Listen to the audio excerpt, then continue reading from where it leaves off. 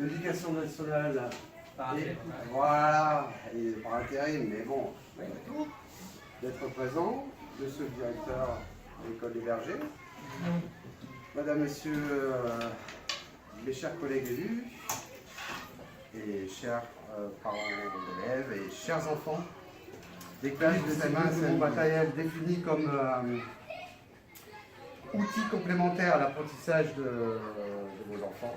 Ce sont les TBI. Alors les TBI, ce sont les tableaux bancs interactifs.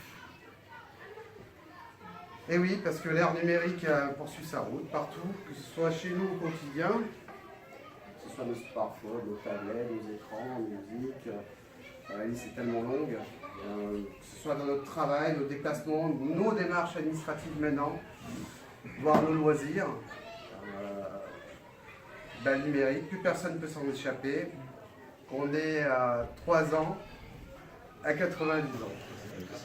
Très très bien, c'est très très bien. Un bel outil de travail d'ailleurs Je pense qu'en plus, que ça.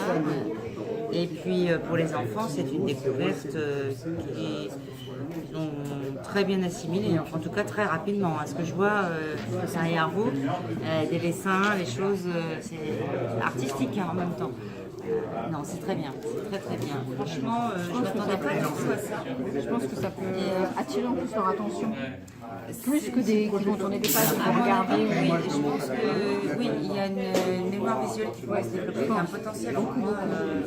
Et au niveau de l'enseignement, au niveau des instituteurs, C'est pratique pour eux et pour les enfants. Pour notre projet, nous, on a fourni les fameux TBI qui sont en fait des écrans interactifs avec un ordinateur Android intégré à l'intérieur et compatible Windows qui permettent aux enseignants de développer tous leurs cours avec toutes les fonctionnalités possibles et imaginables et avec n'importe quel logiciel.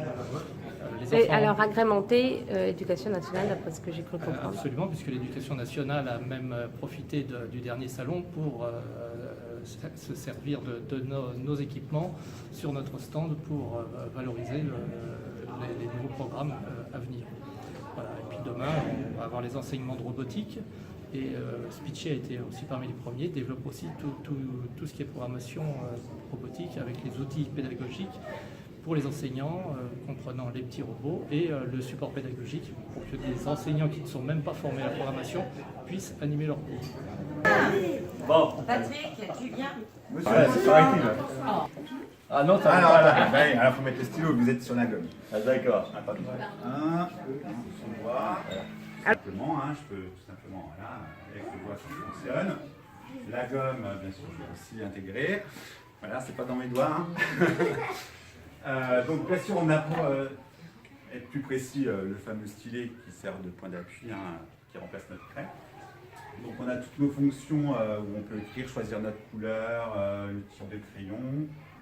Donc, vous voyez, on peut aller sur le pinceau, le type de couleur, etc. On prend ce qu'on veut. Donc, ça s'est très bien passé. Donc là, voilà, on fait un tableau. Ensuite, je recrée ma page directement. Hop, je recrée une autre, etc. Je fais, je sais pas, si j'ai besoin de faire tout de suite un cercle. Moi, je pense à mes CM2, par exemple, quand on fait des partages. J'ai mon cercle et tout ce qui est fait. Je tire mes traits ou un par ordinateur. Donc, bon, je prends une fiche d'histoire, par exemple. Voilà, donc là, je retrouve directement mon document avec la fiche d'histoire que j'ai proposée aux enfants.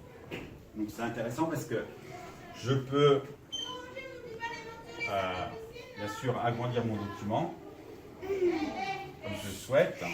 Voilà, il y a donc plein de logiciels avec lesquels on peut travailler. Alors, j'ai encore pas en français. Je peux préparer aussi notre classe.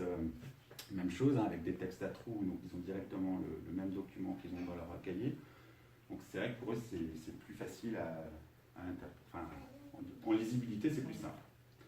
Voilà. Donc même chose pour les mathématiques. Alors ensuite il existe plein de logiciels avec lesquels on peut travailler. Alors j'ai encore pas exploité beaucoup de choses. Bon alors en géométrie j'ai pas trop exploité, c'est pas moi qui fais la géométrie dans la classe, mais si je me rappelle bien, voilà. Donc après on a tous les outils. Donc, ce qui est intéressant avec les enfants. Voilà, donc on a directement la règle qu'on peut ensuite effectivement bouger comme on veut, la déplacer. Et donc leur dire, eh ben voilà, je trace un trait de tant de centimètres et tant de millimètres, pour vraiment leur montrer précisément ce qu'on attend d'eux. Même chose, bien sûr, après pour tout ce qui est outils, un compas.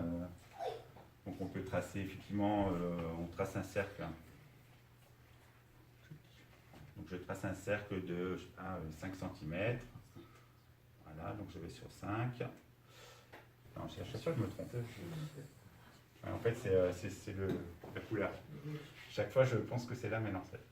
Voilà, et donc je leur montre l'écart de mon compas avec la règle. Donc en fait, vraiment, ils voient exactement ce qu'on attend d'eux pour arriver à leur finalité, à ce qu'on attend. Voilà. Alors après, c'est sûr qu'on a toute la fonction Internet, puisque comme vous avez vu,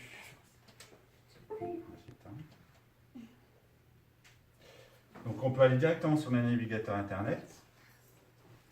Voilà. Donc vous allez tomber sur des chansons parce qu'il y a la kermesse qui se prépare. Donc, voilà. Donc si on cherche n'importe quel mouvement...